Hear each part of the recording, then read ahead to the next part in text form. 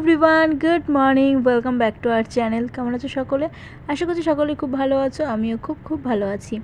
এখন ঘড়িতে বাজে ভোর 5টা। ঘুম থেকে উঠেই আগে চোখে মুখে জল দিয়ে আসলাম, তারপরে চলে আসলাম হচ্ছে নিচে। আর নিচে এসে আজকে তোমাদের সাথে একটু আমাদের গাছের ফুলগুলো শেয়ার করে দিই।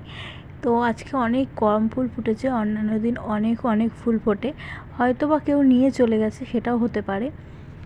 কারণ অনেকেই আছে ভোরবেলা হাঁটতে বেরোয়, আর তার সাথে সাথে রাস্তার ধারে যেহেতু গাছ, সেই জন্য ফুল পায় আর নিয়ে চলে যায়। তারপরে চলে আসলাম রান্নাঘরে। এসে রান্নাঘরের জানলাটা খুলতে না খুলতেই সকাল সকাল একটা আকাম করে বসলাম। এই গাছের টপটা পুরো উল্টে ফেলে দিয়েছি, মানে এত জোরে জানলাটা আমি খুলেছি। আর আমাকে দেখে কেটি সকালবেলায় চলে এসছে। তারপরে চলে আসলাম হচ্ছে ঘরটা একটু ঝাড়ু দিয়ে নিচ্ছি, যেহেতু বাসি ঘর সেই জন্য। আর আজকে আমি সকাল সকাল উঠে গেছি, তার কারণ হচ্ছে 6টা 12তে গ্রহণ লাগবে, আর তার আগে আমি কিছু খাবো। সেই জন্য আমি আজকে সকাল সকাল ঘুম থেকে উঠে গেছি, কারণ প্রায় 4 ঘন্টা গ্রহণ থাকবে। তো ততক্ষণ তো না খেয়ে থাকা যাবে না, প্রচণ্ড খিদে পেয়ে যাবে। সেই কারণে সকাল সকাল উঠেই আমি ডালিয়া বসিয়ে দিয়েছি। তো এখানে আমার ডালিয়াও হয়ে গেছে, আমি চলে এসেছি উপরে। এখন হচ্ছে খেয়ে নেবো।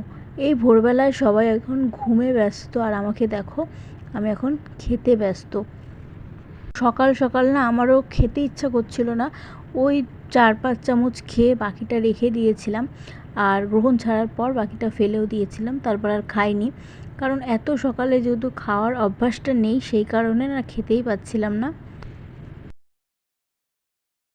এখন বাজে হলো 8:30, সবে 8:30 বাজে। এখনও 2 ঘন্টা আমাকে ওয়েট করতে হবে গ্রহণ ছাড়ার অপেক্ষাতে, কারণ গ্রহণের মধ্যে কোনো কাজকর্ম আমি করতে পারছি না। গ্রহণটা ছাড়লেই সমস্ত কাজবাজ করবো, স্নান করবো, দেন হচ্ছে রান্না করব। আর আজকে মাও সকাল সকাল অসুস্থ হয়ে পড়েছে, সেজন্য মাকে নিয়ে হসপিটালে গেছে। তো গ্রহণটা ছাড়ুক, তারপর সমস্ত কাজবাজ করবো। এখন এই বসে বসে ফোন ঘাঁটছি, আর কী করবো। প্রচণ্ড ঘুম পাচ্ছে, বাট ঘুমাতে পারছি না। তো এটা আমার জানা নেই যে ঘুমাতে পারবো কি না, সেই জন্য আমি বসেই রয়েছি। সেই থেকে প্রথমে হাঁটছিলাম, অনেকক্ষণ হেঁটেছি, আর হাঁটতে পারছি না। এমনি পাটা ফুলে গেছে, তার মধ্যে এর থেকে বেশি হাঁটতে পারে আরও পা ফুলে যাবে, তখন আর হাঁটতেই পারবো না। সেই কারণে হাঁটছি না। যাই হোক, এখন বসেই থাকি, গ্রহণটা ছাড়ে। তো এখন বাজে হলো 10:30। গ্রহণ ছাড়তে না ছাড়তেই আমি কাজে লেগে পড়েছি, কারণ বললামই তো যে মা অসুস্থ হয়ে গেছে হঠাৎ করে। মাকে হসপিটালে নিয়ে যাওয়া হয়েছে। তো বাড়িতে কেউ নেই, আর কোনো কাজবাজও হয়নি সকালে সেরমভাবে। সেই জন্য এখন চটপট করে কাজবাজগুলো করে নেব। প্রথমেই নিচের ঘরের বিছনাটা আমি ঝেড়ে নিলাম, সকালবেলা বিছনাটা তুলেই নিয়েছিলাম।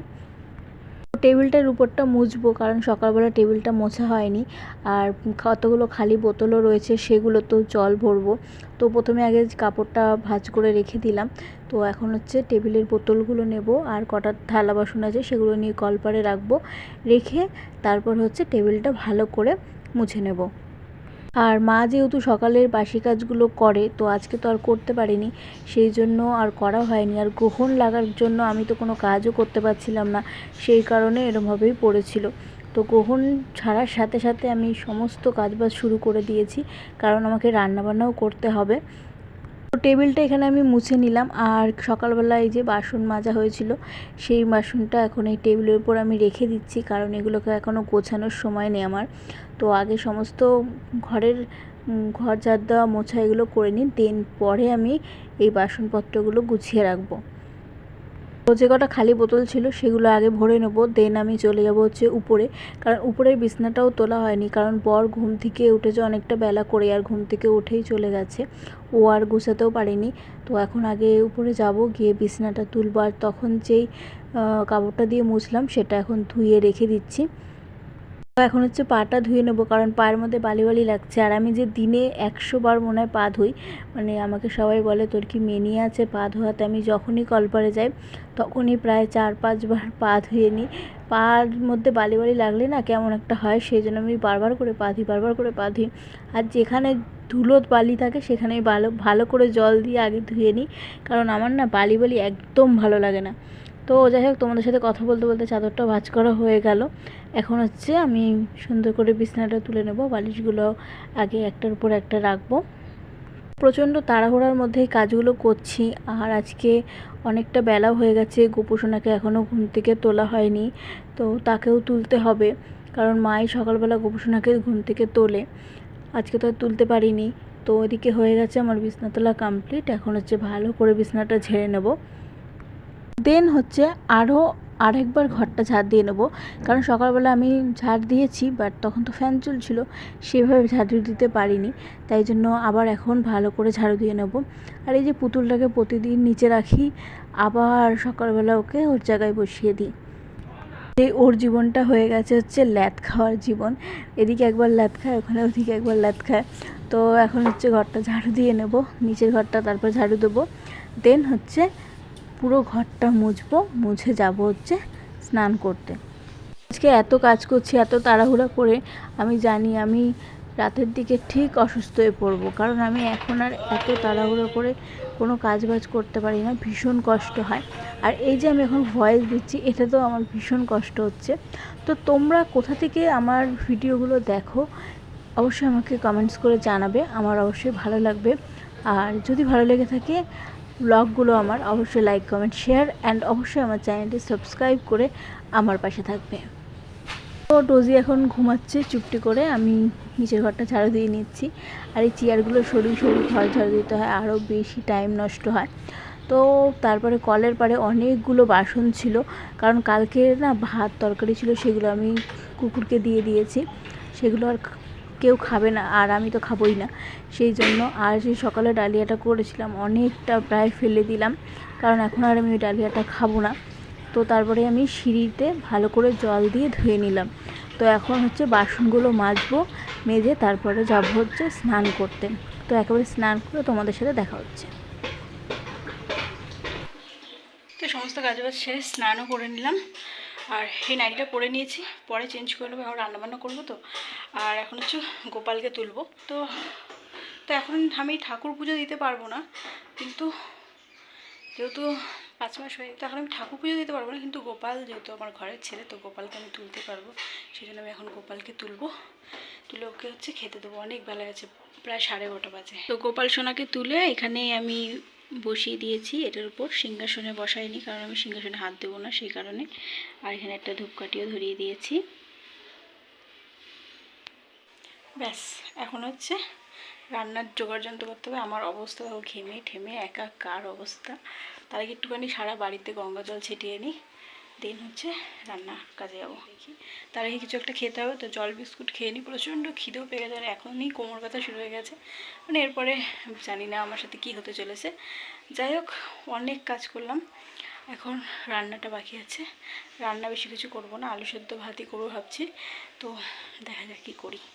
এই যে 2টো লাড্ডু, আর এই যে এটা কী বলে এটা জানি না, আর এই যে একটা মিষ্টি নিয়ে নিয়েছি, এটা এখন খেয়ে নেবো।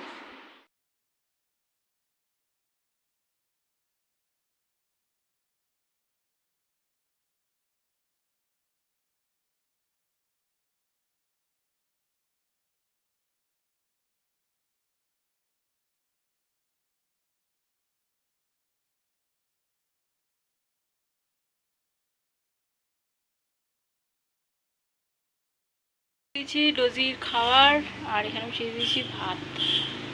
তো করে নিয়েছি, পেঁয়াজ কুচিয়ে নিয়েছি আলু সেদ্ধ মাখার জন্য, শুকনো লঙ্কা ভেজে নিয়েছি, আর এখানে ভাজছি পেঁয়াজ আর শুকনো লঙ্কা, মানে কালো জিরে আর শুকনো লঙ্কা ফোড়ন দিয়ে পেঁয়াজটা ভাজছি, ডাল ফোড়ন দেবো, ব্যাস তাহলেই হয়ে যাবে। কারণ কেউ ঠান্ডা অমলেট খেতে চায় না, সবাই গরম অমলেট খেতে চায়, সেই কারণে যে যখন আসবে তাও করে দেবো।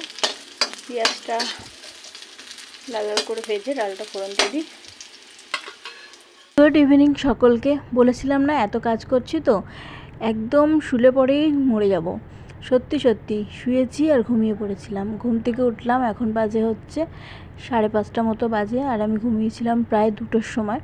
তো ঘুম থেকে উঠে বাইরে দেখি অন্ধকার হয়ে গেছে, এখন আর হাঁটতে বেরোবো না, কারণ সন্ধ্যাই হয়ে যাবে, সেই জন্য।